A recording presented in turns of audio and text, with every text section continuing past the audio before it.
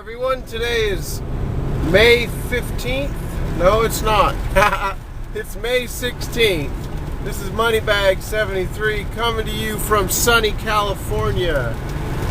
Well, it's official. U.S. has now passed the debt ceiling, and it is illegal for the United States government to borrow another dime.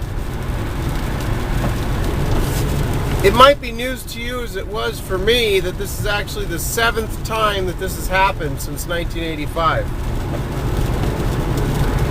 And they always come to some agreement of raising the debt ceiling just in time, as I'm sure they'll do this time. But anyway, the countdown is on.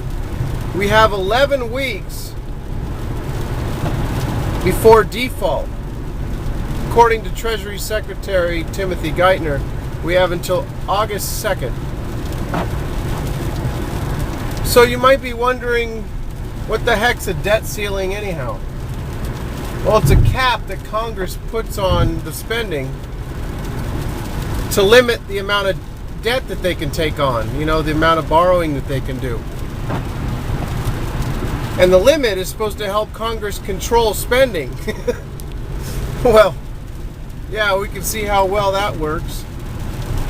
It's such a great control that it's controlled them all the way from 11 billion in 1917 up to 4.29 trillion currently. And the control works so great that they've raised the debt limit 74 times since 1962, according to a Congressional Research Service. Yeah, that's a pretty effective tool they have. So what happens now?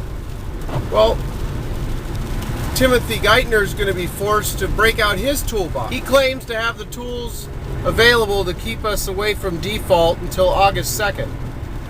And his tool of choice is, starting today, he will no longer fund the thrift savings plan or civil service retirement plans that the government has.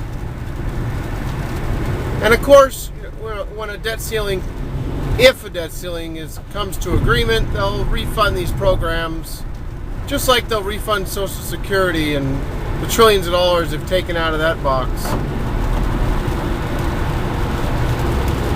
So the next question is, what happens if the United States defaults? Well, to be honest, nobody really knows. There's never been a country as large as the United States to default on its debt. There's been a lot of smaller countries. Recently, Greece, talks of Greece defaulting on their debt, got people all worked up. Well, Greece has a $329 billion gross domestic product, I believe. $329 billion. Compare that to a country that's got a $14 trillion gross domestic product. I mean, it's not even comparable. So, never been a country this large default on its debts, and no one really knows for sure what will happen. But possible list of things would be equity and bond market crash, interest rates skyrocketing, unemployment skyrocketing, price inflation skyrocketing, crash in the U.S. dollar. I mean, just the list goes on and on. All of it's negative. Do I think this will happen? No. I think in the final week or a couple weeks, they'll come up with some agreement and they'll keep kicking the can down the road until, eventually we just get to a point where inflation just really takes off.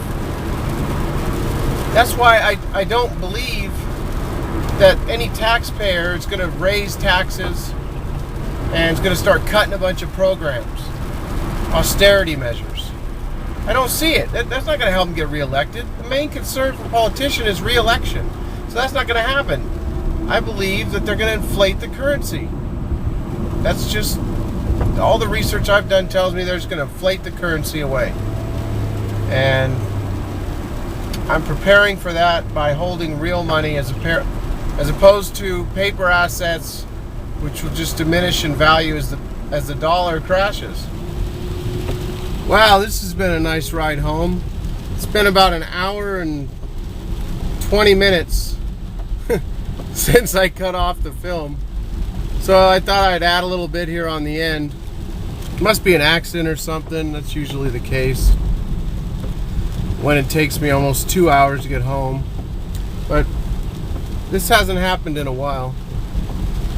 So anyway, I'm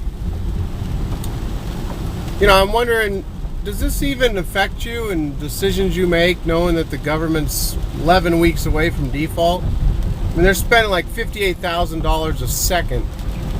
And, I have a feeling if I was to put this on certain venues or to send this to certain people, they'd just be like, well, who won last night's game? I mean, that's sort of like how I think a lot of people feel about this information. I mean, this is huge. It affects everybody in the United States, at least. Actually, if the U.S. were to default, it would affect everybody in the world. I can't understand why most people, they just don't care about this. They're just worried about their own little circumstance, and that this will get worked out just like everything always has. Yeah, well, I'd rather be prepared for the storm rather than try and gather things afterwards and figure out what I'm going to do. So I've been thinking about doing some other types of videos for the channel.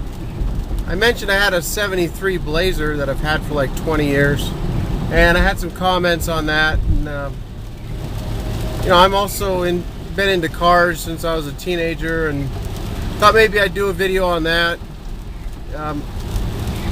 If enough people are, would like to see something like that. I know personally, I like when guys like Da Vinci's hanging out in the park with people doing a video, or Morgan SLV's talking about his son's business, showing the amount of business in the backyard, showing all the small engines that that he has to work on and things like that. Or a guy named Rainstorm, got his garden going, shows you updates on the garden. Personally, I like things like that. I enjoy the financial videos these people do, but for some reason I enjoy, just seeing a little bit of real life from these people that I watch all the time. When you watch people on television, you usually don't get to see any part of their personal life.